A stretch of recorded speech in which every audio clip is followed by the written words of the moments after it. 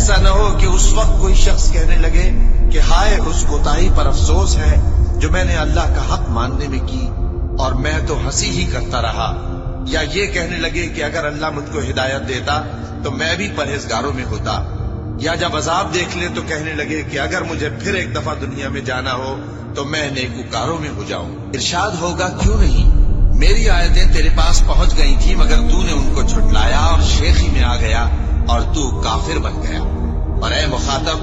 جن لوگوں نے اللہ پر جھوٹ بولا تم قیامت کے دن دیکھو گے کہ ان کے چہرے سیاہ ہو رہے ہوں گے، کیا تکبر کرنے والوں کا ٹھکانہ دوزخ میں نہیں ہے؟ جس دن پنڈلی سے کپڑا اٹھا دیا جائے گا اور کفار سجدے کے لیے بلائے جائیں گے، پھر وہ سجدہ نہ کر سکیں گے، ان کی آنکھیں جھکی ہوئی ہوں گی اور ان پر ذلت چھا رہی ہوگی، حالانکہ پہلے اس وقت سجدے کے لیے بلائے جاتے تھے جبکہ وہ صحیح و سالم تھے۔